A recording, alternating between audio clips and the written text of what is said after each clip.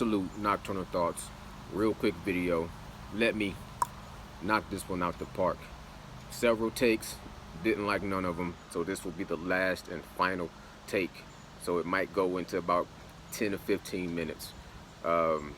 This is a post-reaction and a final prediction. Post-reaction to blood, sweat, and tears from Vergil Lomachenko and TEOFIMO Lopez, and a final prediction between high-tech Vergil Lomachenko, TEOFIMO the Takeover Lopez. Here's what I think about it. We've seen the sweat in the training. We've seen the tears from TEOFIMO Lopez having some issues with his Papa Lopez. And the last thing we need to see is the blood. The bloodlust, like the old warriors of Spartacus and Spartan and the gladiators. You know what I'm saying? We have to see the blood. Are we not entertained? Is this what we came for? You dig what I'm saying? Are you not entertained? How this fight plays out, I've watched and consumed as much possible information from all the boxing, all the pugilistic, all the boxing experts, all the boxing aficionados. I watched everything I could in camp from TEOFIMO Lopez and Vergil Lomachenko. I went back and watched the Jorge Linares fight. I went back and watched the Campbell fight, the Axeman fight, the Rigor fight.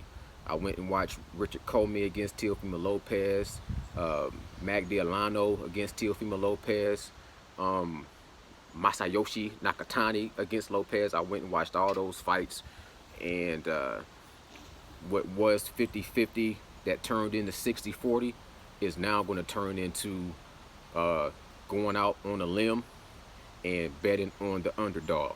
You know what I'm saying? Going against the grain, going against the experts, the boxing aficionados. I believe it's like 90% people that's saying that Lomachenko is just going to be too much for Lopez, too much experience, too good of boxing skills. He has too many tools in the tool shed, too much arsenal, too much firepower, too fast. IQ is too high, and it's just he's still in the prime, and we haven't, he's still at the peak and the pinnacle and the zenith and the prime of what we call the Matrix, high-tech Vergil Lomachenko and Papachenko. On the other hand, we see the small amount of people that are pulling for Lopez. Some sort of partially rely on just having one shot. That's a puncher's chance.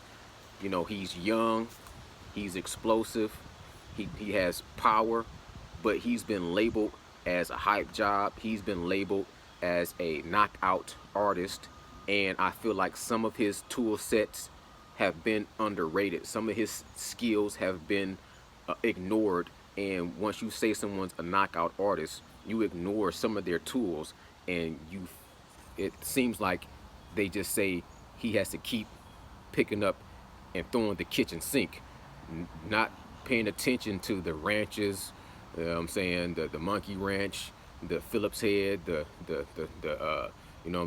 flathead, the hammer, those whatever tools he has, the leveler, all those things.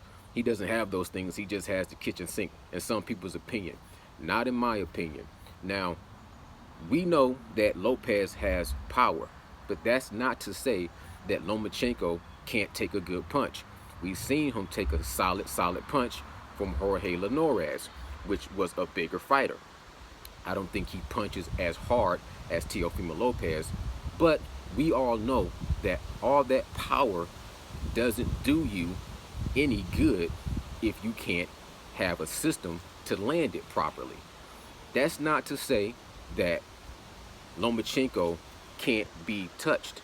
I've seen him against Luke Campbell get stunned in the 7th round. Other than that, he dominated Luke Campbell, who was a taller fighter, a bigger fighter with good footwork.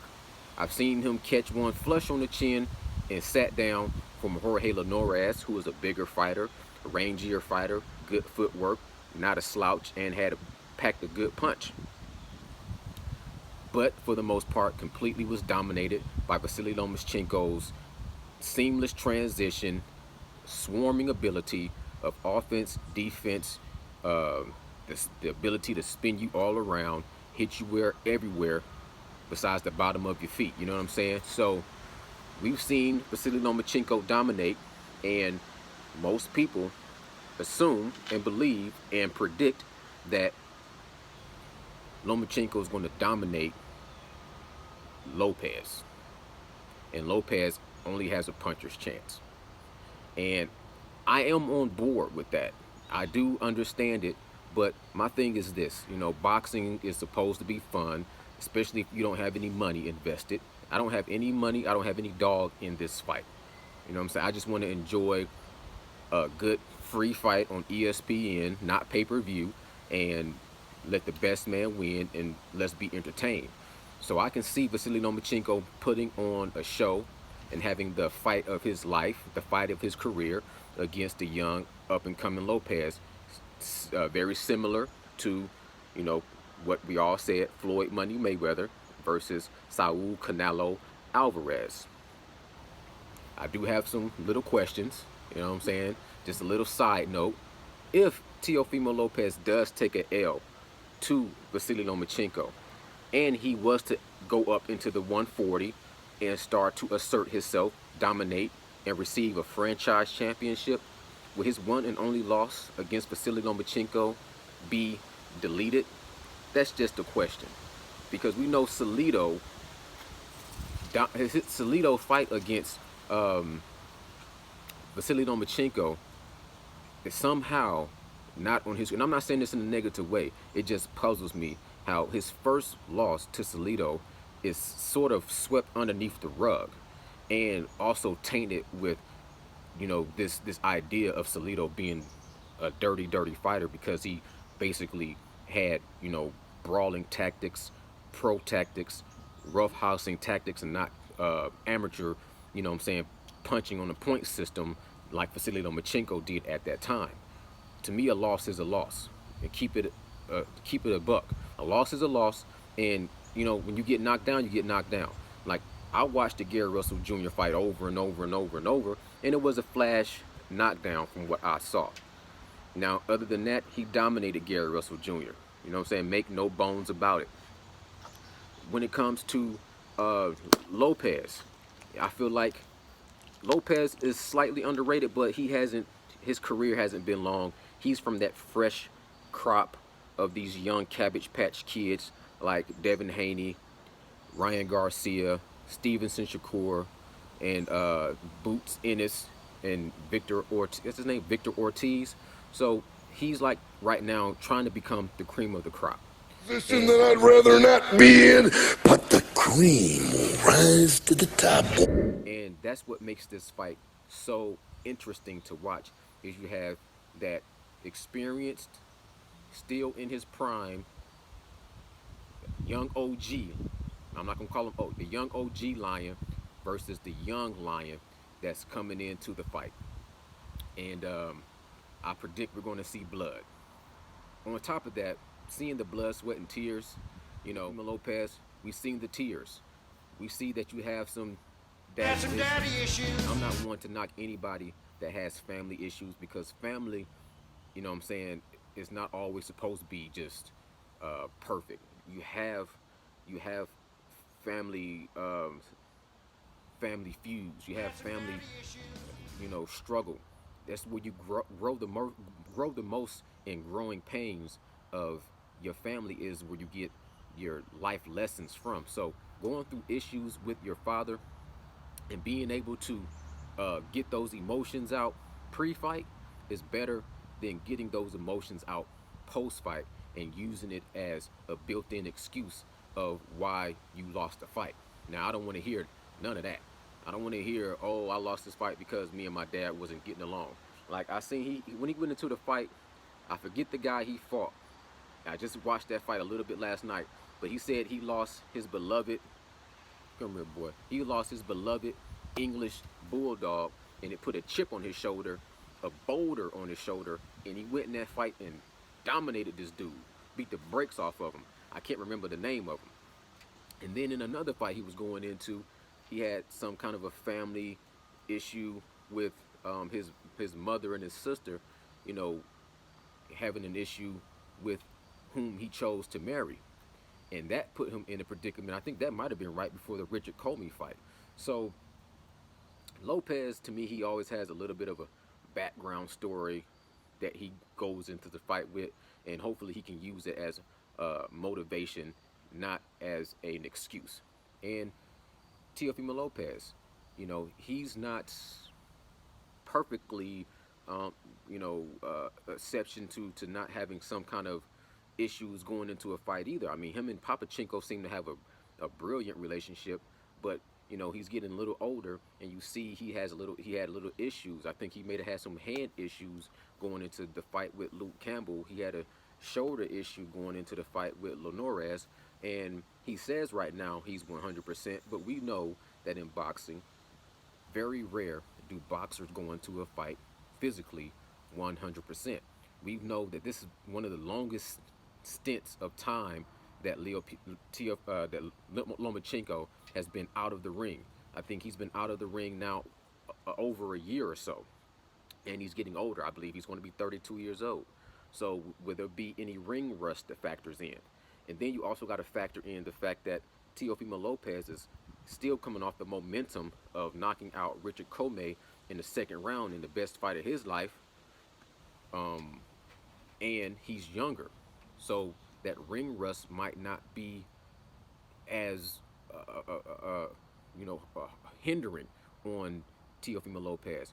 Also, you got to consider, and this is the last thing I'm going to touch on, the last thing you got to consider is the epidemic that's touched the whole world, which is the COVID-19 version of the coronavirus.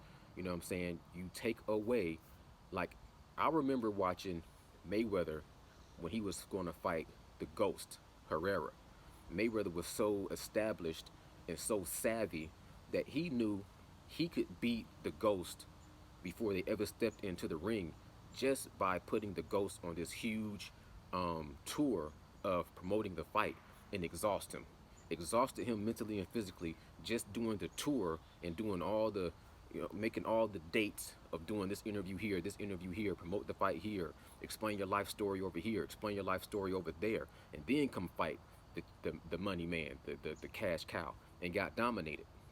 He was fatigued before he got into the fight because of promoting the fight. Mayweather said, I'm established, I don't have to promote a fight anymore. I promoted fights, and I'm the cash cow now. I've seen the same thing with Deontay Wilder and Tyson Fury. If you listen to Claressa Shields, she gave a good example when she was like, I don't know about the glove gate, I don't know about the suit being too heavy, but what I do know is I was in Vegas when everybody was preparing for the fight, and what I saw was an onslaught of Tyson Fury fans that just, were relentless on attacking Deontay Wilder, and Deontay Wilder was getting pulled hither and thither, basically promoting the fight, defending himself, talking about, or everywhere he would go, it would be people, booing him and calling him a big doser and all this stuff like that. And that mentally, he brought that into the fight. You know what I'm saying? So with this COVID-19, I've seen Lopez promote the fight, but it's all from, Instagram and these little live links. So he has the benefit of mainly focused on training, eating, getting his weight correct, and basically perfecting his craft. Now TEOFIMO Lopez, Vergil Lomachenko also is doing the same thing. He might be doing some more promotions that I don't see because it's on channels that's, catered more to his audience and speaking that the different language and everything like that. But at the same time, no fighter is going to have that excuse of I was so distracted outside before the fight, pre-fight, and during the fight. There's not going to be a huge crowd, so you don't have the same pressure you have of the audience and the roar of the crowd. If you're getting embarrassed by Vergil Lomachenko, you might still be able to have a clearer head, hear your father's instructions coming from the corner, stick to the game plan, and catch Lomachenko when Lomachenko comes in with his guards down just a little bit. So, like I said, 90% of the people I know, like he knows his sports, and all the professional boxing aficionados are landing on Lomachenko. I think boxing profits for like economical reasons and a little bit of conspiracy theory reasons. Shots out to boxing profit. He's predicting a knockout from TEOFIMO Lopez. A very few people picking TEOFIMO Lopez, and I'm gonna ride with the underdog on this one, and that's gonna make the fight a lot more interesting for me. So I'm gonna say TEOFIMO Lopez by a knockout by between the 4th and the 7th round. And of course, common sense, if it goes 12 rounds, I'm going to go with a majority or unanimous decision to high-tech Vergil Lomachenko. So let me know what you think in the comments. If you're new to the channel, Brutus, tell him what to do. Tell him what to do. He's scared to fall out this chair, but every time I make a video, he come and he want to do the video with me. Look, tell him, hit the subscribe button. Shy. Nocturnal thoughts. I'm out.